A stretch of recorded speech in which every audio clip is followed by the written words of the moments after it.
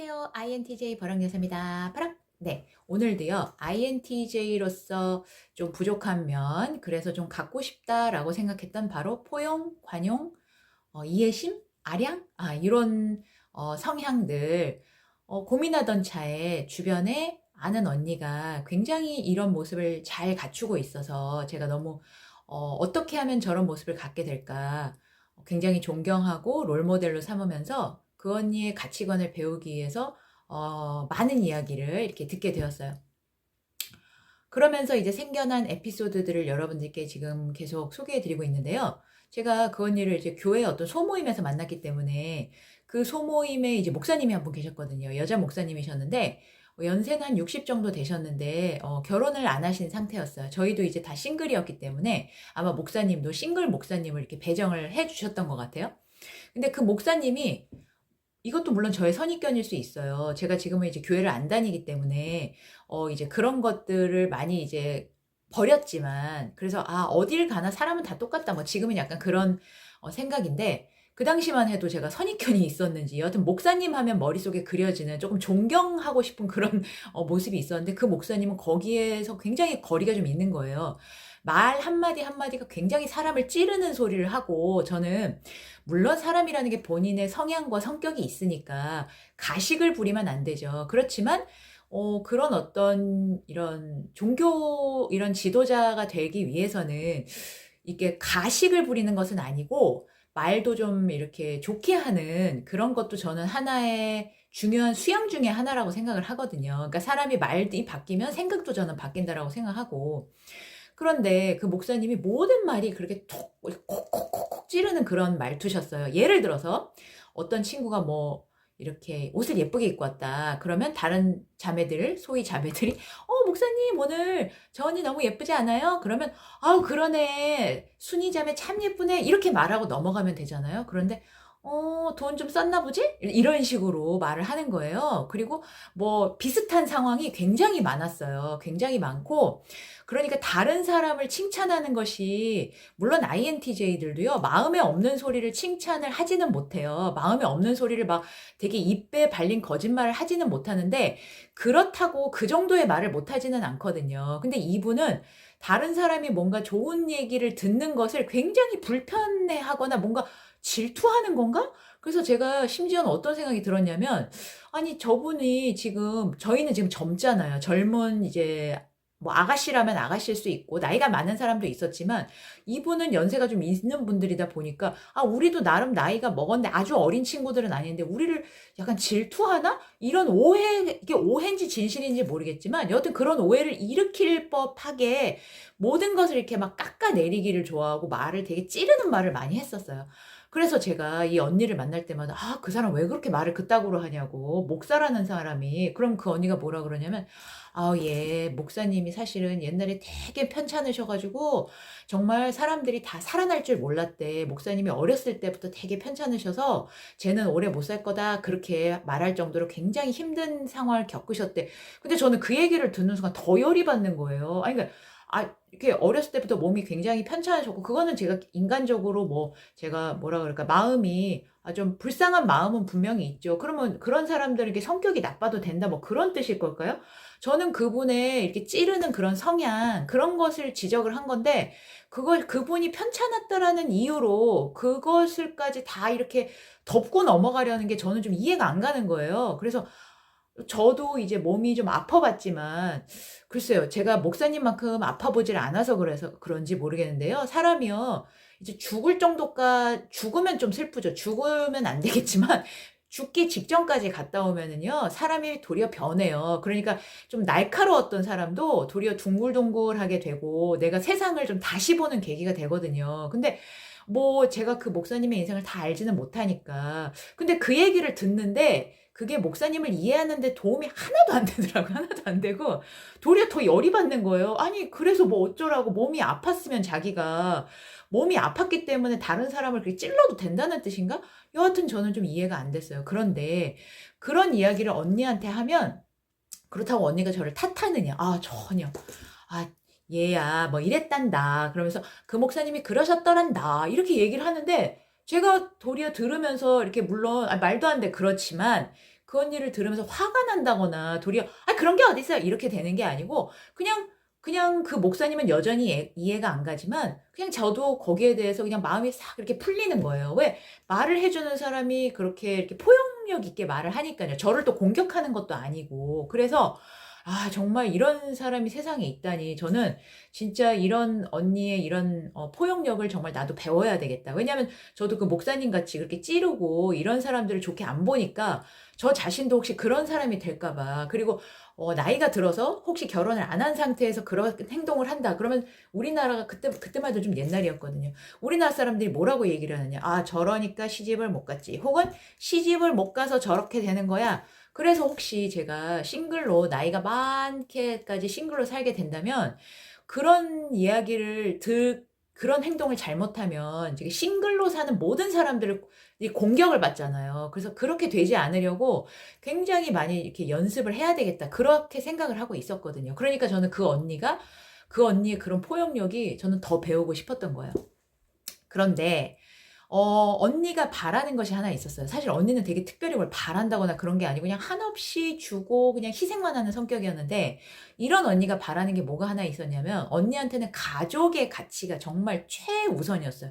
가족이 언니한테는 전부였어요. 근데 언니는 결혼을 안 했기 때문에 그 가족이라는 것은 부모, 형제, 자매인 거죠. 그래서 이 언니가 자라온 환경도 물론 성격도 그렇지만 자라온 환경도 부모님이 지극정성으로 부모님의 형제 자매 그러니까 부모님의 자녀분들도 물론 잘 아껴서 키우셨는지 모르지만 제가 언니의 말을 들어보면 어떻게 보면 자식들보다 부모님의 부모님 혹은 부모님의 형제 자매들을 더 극진히 보살폈던 것 같은 그런 느낌이 들어요. 그러니까 언니한테는 약간의 이데올로기가 뭐냐면 부모, 형제인 거예요. 그러니까 이데올로기. 부모, 형제가 약간 그 우상인 거예요. 그 사람들이 세상에서 제일 중요하다라고 생각하는 그런 생각을 가지고 있더라고요. 어떻게 보면 좀 INTJ와는 좀 극과 극인 성향인데요.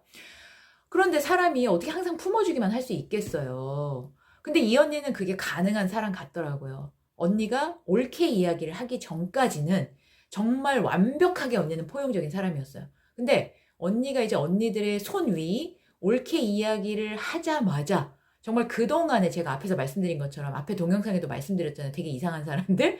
네, 뭐 소개를 몇 번 안 시켜서 그렇지 굉장히 많죠. 굉장히 이상한 사람. 물론 저도 그중에 하나지만 그런 사람들을 다 별의별 짓을 하던 사람들도 다 이해하던 그 언니가 올케들에 대해서는 그런 모습을 1도 안 보이는 거예요. 제가 정말 깜짝 놀랐어요.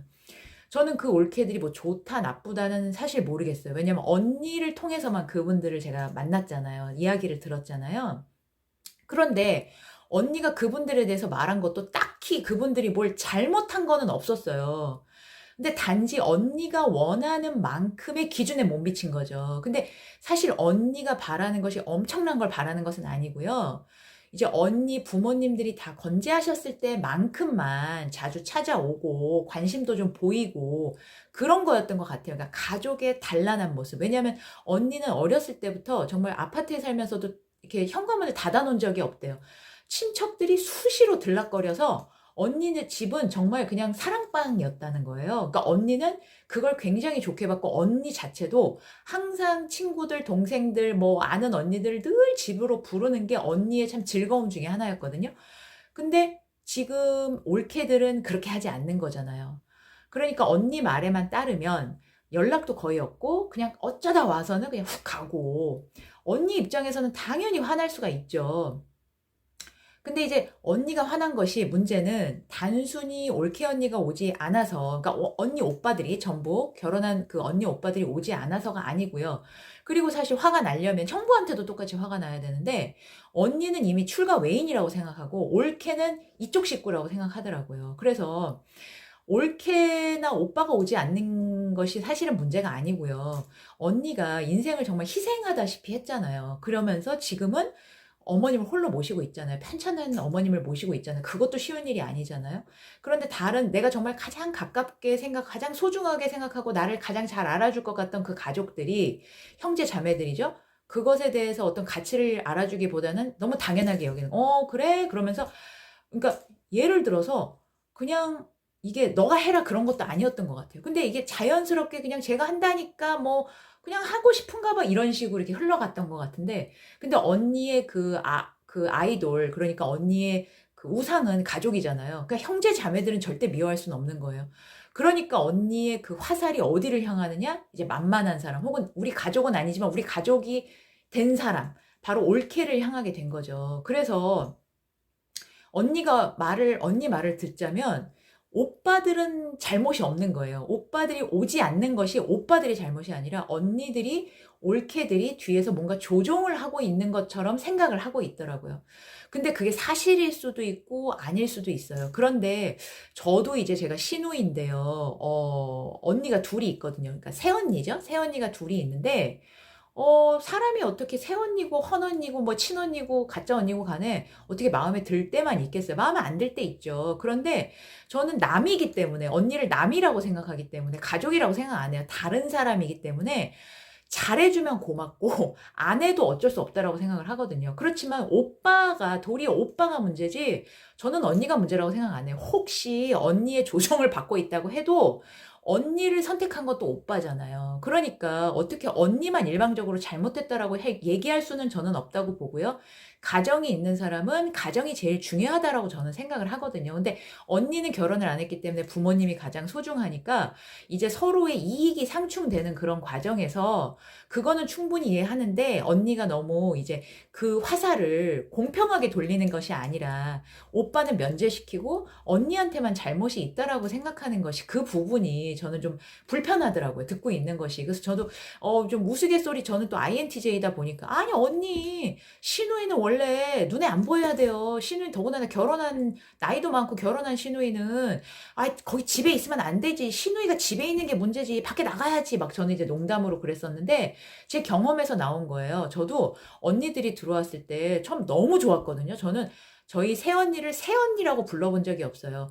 오빠밖에 없었기 때문에 언니가 들어왔다는 사실이 너무 좋아서 항상 그 막 무슨 강아지 같이 막 옆에서 막 꼬리 살랑살랑 흔들면서 친해져 보려고 했는데, 언니들이 되게 불편해 하더라고요. 싫어하는 건 아닌데 불편해 하더라고요. 근데 INTJ라서 제가 현실감이 좀 떨어지잖아요. 우리나라에 제가 그런 그 어떤 올케 시누이 이런 거를 잘 모르다 보니까 저는 단순히 제 역할만 잘하면 된다고 생각했거든요. 시누이는 잘해야 된다. 언니들이 불편해하지 않게 잘해야 된다 해서 전 되게 잘하려고 노력했는데, 알고 보니까 그게 중요한 게 아니었어요. 시누이가 있는 자체가, 그러니까 그다음부터는 저는 그냥 일부러 쿨하게 하고 나가줘요. 제가 없는 게 언니들한테 낫겠다는 생각이 들고요. 네. 여하튼 그랬어요. 그래서 제가 처음에 이 언니의 백그라운드를 잘 몰랐을 때는 언니의 한없는 아량과 포용을 정말 배우고 싶었죠. 그래서 이 모습이 언제까지가, 어디가 끝일까를 굉장히 이렇게 궁금해하면서 언니 이야기를 들었는데, 이 부분이 언니의 성향도 물론 있지만 언니가 인정받고 생존하기 위해서 정말 자의반 타의반으로 어떤 언니의 이렇게 생존, 어떤 메커니즘, 전략, 어떤 그런 것을 알게 되고는 되게 슬펐어요. 되게 슬프고 좀 허탈하기도 했어요. 그래서 세상에 전적으로 이해만 하고 품어주는 성격은 저는 없다라고 생각하거든요. 분명히 나도 힘들고 남에게 이렇게 불평하고 싶어질 때가 있는데, 그것이 이렇게 꾹꾹 누르다 보면 잘못된 곳으로 이렇게 튀어나갈 수 있다라는 그런 생각이 들어요. 그래서 INTJ들은 분명히, 모르겠어요. 다른 분들은 제가 다 못 만나봐서 모르겠지만 저를 봤을 때는 분명히 그 부분이 좀 부족해요. 그래서 지금도 저는 저 나름대로 이제 노력하고 고쳐나가려고 이제 노력을 하고 있고요. 멈추진 않았어요. 계속 노력을 할 건데요. 그 언니처럼 되지는 않겠죠. 그 언니처럼 되지는 않겠지만 우리 INTJ들이 또 공정하게 굉장히 큰 장점이거든요. 그래서 포용력을 키워가면서도 거기서 뭔가 벌어질 수 있는 또 어떤 언니가 느꼈던 그런 스트레스, 너무 포용하려고 하는 것이 아니라, 그래서 그 화살이 엉뚱한 대로 튀어나가는 것이 아니라 적당한 선에서 하려고 지금 노력을 하고 있어요. 그래서 여러분들도요, 여러분들 성향 뭐 만족하시는 분들도 계시겠지만 혹시 나는 이런 면이 좀, 어떤 면이 갖고 싶다라고 생각하시는지 좀 궁금하기도 하고요. 혹시 성공 사례 있으시면 저한테 좀 알려주세요. 네, 그럼 또 다음 시간에 더 좋은 이야기를 만나요. 안녕!